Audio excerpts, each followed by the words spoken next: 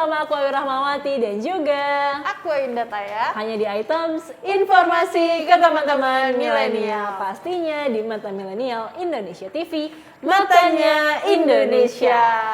Untuk mengawali episode kali ini, aku tuh pengen banget ngebahas lagi soal liburan. Walaupun kayaknya Item sudah sering banget ya ngebahas soal liburan. Karena rasanya nggak selesai-selesai gitu kalau kita bahas tentang liburan ya, Kak. Kalau ngebahas liburan tuh kepikiran refreshing kan, Kak? Mungkin ada nggak satu lokasi yang Kakak tuh pengen banget ngunjungin dari dulu? Mungkin kalau aku pengen ngunjungin itu adalah aku pengen banget nge-explore daerah-daerah di timur Indonesia. Salah satunya ini mungkin juga Pulau Derawan ya, karena ini tempatnya tuh masih sepi banget dan pastinya pemandangannya itu bener-bener kayak masih asri, belum terjamah dengan macam-macam. Setuju banget sih. Tapi Kak, untuk ke pulau-pulau yang cantik itu kadang tuh harus pakai kapal ya atau perahu. Yang mana beberapa orang kan suka mabok laut kan. Jadi Iya, bener banget. Nah, tapi Tay, kalau kamu sendiri nih, kamu paling sering liburan tuh naik apa nih? Dari jalur darat, laut, atau udara? tergantung mungkin ya kemana. Cuman mungkin lebih budget friendly kalau darat kan Kak. Cuman mungkin laut juga 11-12. Tapi lagi-lagi aku tuh agak takut sama laut. Makanya sering mempertimbangkan lagi nih kalau pakai jalur laut. Iya, karena mungkin kalau misalkan laut gitu ya, banyak yang suka mabuk ke laut dan juga mungkin agak-agak takut karena mungkin yang buat orang-orang yang nggak bisa berenang nih, Iya. kalau misalkan bepergian lewat jalur laut tuh kayak aduh, pikir-pikir lagi deh, mendingan darat atau udara sekalian. Setuju banget. Tapi ngomongin soal kapal-kapalan ya dengan jalur laut itu, di Semarang sendiri tempat kuliah aku kan memang ada pantai yang itu tuh terdapat pelabuhannya kan Kak. Jadi beberapa kali aku berkunjung ke sana itu aku ngeliat banyak banget kapal dan aku jadi penasaran apa kali-kali nyoba ya naik kapal kayak gitu-gitu. Kamu harus coba sih, karena menurut aku itu adalah salah satu pengalaman yang bener-bener unik dan juga nggak terlupakan. Dan kalau misalkan mau naik kapal pastinya kita harus lewat pelabuhan dong. Betul banget. Dan sebagai negara kepulauan juga Indonesia memiliki banyak banget pelabuhan-pelabuhan yang mungkin nih teman-teman milenial semua di rumah belum pada explore kali ya. Dan mungkin beberapa yang udah tahu pelabuhan pasti tahu juga kalau pelabuhan tuh nggak sekedar tempat singgah kapal aja, Betul. tapi banyak banget fungsi-fungsinya dan banyak banget kegiatan yang ada di pelabuhan itu sendiri. Jadi pas banget dengan episode Items pada hari ini kita akan membahas seputar pelabuhan. Dan seperti yang tadi Taya udah bilang, fungsi pelabuhan itu banyak banget dan kita akan bahas secara detail di segmen kali ini mengenai peran dan juga fungsi dari pelabuhan. Betul banget, tapi kita akan mengawali dulu dengan apa itu pelabuhan. Kalau menurut Undang-Undang Nomor 17 Tahun 2008 tentang pelayaran yang mengatakan kalau pelabuhan adalah tempat yang terdiri atas daratan dan atau perairan dengan batas-batas tertentu sebagai tempat kegiatan pemerintahan dan juga kegiatan ekonomi yang dipergunakan sebagai tempat kapal bersandar, berlabuh, naik turun penumpang, dan bongkar muat barang yang dilengkapi dengan fasilitas keselamatan pelayaran dan kegiatan penunjang pelabuhan serta sebagai tempat perpindahan intra dan antar moda transportasi. Nah, kalau tadi Taya udah menjelaskan arti secara harfiah dari pelabuhan itu apa, sekarang teman milenial tahu nggak sih ada yang namanya kepelabuhanan.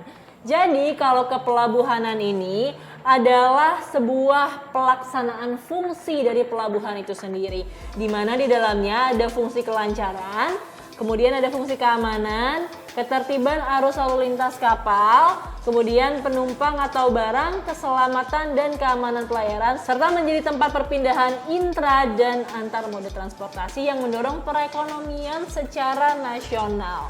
Dan juga tetap mempertahankan tata ruang wilayah di mana pelabuhan itu berlangsung gitu ya, atau berjalan.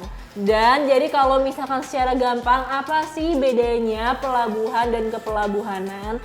Jadi kalau pelabuhan itu adalah tempat untuk melaksanakan aktivitas kegiatannya, kalau kepelabuhanan adalah regulasi atau aturan yang digunakan untuk memastikan bahwa si pelabuhan ini telah menjalankan fungsinya dengan benar. Betul banget. Dan tadi kakak mention fungsi, mungkin selanjutnya kita akan membahas fungsi-fungsi utama dari pelabuhan. Jadi kalau kalian yang tahu pelabuhan ini kayaknya tempat singgah aja, tentu tidak. Banyak banget fungsi-fungsi utama Salah satunya ini berkaitan dengan perekonomian, yaitu fungsi pertama di mana pelabuhan ini merupakan pintu gerbang atau gateway. Jadi pelabuhan ini merupakan tempat lalu lintas perdagangan yang memberikan manfaat kepada perekonomian setempat. Selain itu, pelabuhan juga berfungsi sebagai proses naik turunnya penumpang dan juga bongkar muat ekspor serta impor. Selain itu, pelabuhan juga merupakan link atau mata rantai di mana pelabuhan ini terjadi proses sampainya barang ke tangan konsumen. Jadi di pelabuhan ini akan terdapat beberapa kapal yang dikirimkan oleh produsen. Jadi barang-barang itu akan terdapat di kapalnya. Kemudian di pelabuhan ini akan diterima oleh konsumen ataupun distributor kedua. Dan dari penjelasan saya tadi kita udah bisa kebayang dong betapa pelabuhan ini sebenarnya impact-nya tuh gede banget. Betul. Untuk ekonomi Indonesia, apalagi kita negara kepulauan. Dan selain itu, fungsi pelabuhan juga ada yang dinamakan dengan interface atau bahasa Indonesianya adalah antarmuka, di mana pelabuhan ini menjadi penghubung antara daratan dan lautan. Kayak kita kan negara Indonesia ya, lautnya tuh luas banget. Kebayang nggak kalau misalkan nggak ada pelabuhan, jadi ini antar pulau, ini gimana cara untuk ngirim barangnya? Betul. Dan pastinya ini aktivitas ekonomi juga makin terhambat lagi. Selanjutnya masih berhubungan dengan aktivitas ekonomi dan juga industri. Pelabuhan ini memiliki fungsi sebagai industry entity atau yang berarti pelabuhan difungsikan sebagai kawasan industri. Kalau kita tahu juga pelabuhan ini ada kapal bongkar muat barang kayak kargo, terus kapal-kapal juga yang mengangkut barang-barang berat, atau mungkin juga kalau yang pernah dengar tol laut gitu ya, untuk mengangkut barang-barang yang ini bukan orang yang diangkut, ini juga menjadi salah satu tempat supaya ini aktivitas industri di kawasan-kawasan timur atau kawasan-kawasan pesisir Indonesia itu bisa terus berjalan. Benar, berarti bisa disimpulkan kalau pelabuhan ini memegang peran penting ya, terutama untuk perekonomian negara kita sebagai negara kepulauan yang tentunya pasti butuh banyak banget pelabuhan, baik itu pelabuhan kecil untuk pulau-pulau kecil ataupun pelabuhan besar dengan fungsinya masing-masing. Dan dari fungsi-fungsi tersebut berkembang juga berbagai jenis pelabuhan yang menyesuaikan dengan fungsi-fungsi tadi. Seperti yang pertama ada pelabuhan laut yang digunakan untuk melayani kegiatan angkutan laut serta angkutan penyeberangan yang terletak di laut ataupun di sungai. Selanjutnya juga ada pelabuhan utama yang digunakan untuk melayani angkutan laut dalam negeri dan internasional. Selain itu, jenis pelabuhan ini juga digunakan sebagai tempat asal atau destinasi penumpang ataupun barang, serta sebagai angkutan penyeberangan dengan jangkauan pelayaran antar provinsi. Dan yang ketiga ada juga pelabuhan pengumpul yang seperti namanya berfungsi untuk melayani kegiatan angkutan kapal dalam negeri serta alih muat angkutan laut dalam negeri dengan jumlah menengah.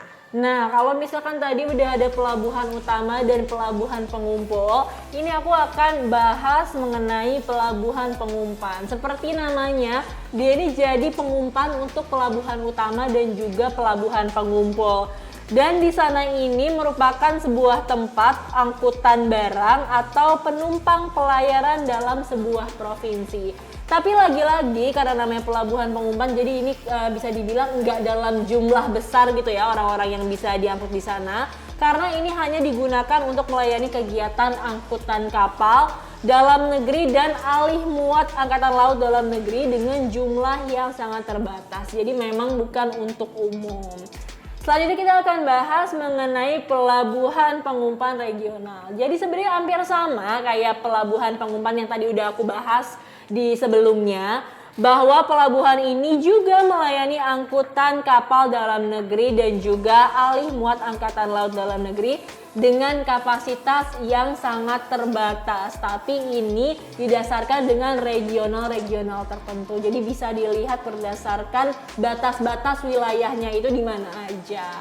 Wow, baru segmen 1 kan ini wawasan aku udah bertambah banget. Karena memang aku tinggal di tengah kota kali ya Kak, dan aku juga takut kan dengan laut, jadi nggak pernah tahu nih soal pelabuhan, entah itu fungsinya ataupun jenis-jenisnya juga. Iya, karena mungkin nih sekarang kita kalau misalkan lebih banyak memakai moda transportasi apa, mungkin memang darat dan udara itu yang paling sering digunakan ya. Tapi sebenarnya nggak kalah seru kok kalau kita bisa menggunakan moda transportasi laut dan juga berkunjung ke berbagai macam pelabuhan yang ada di Indonesia. Betul banget, karena Indonesia juga kan memang negara kepulauan, otomatis pasti pelabuhannya dan juga transportasinya juga udah maju. Jadi keselamatan kalian pasti juga terjamin banget. Bener banget. Nah, karena tadi kita udah bahas berbagai macam fungsi dari pelabuhan, di segmen selanjutnya kita akan bahas juga pelabuhan-pelabuhan terbesar yang ada di seluruh dunia.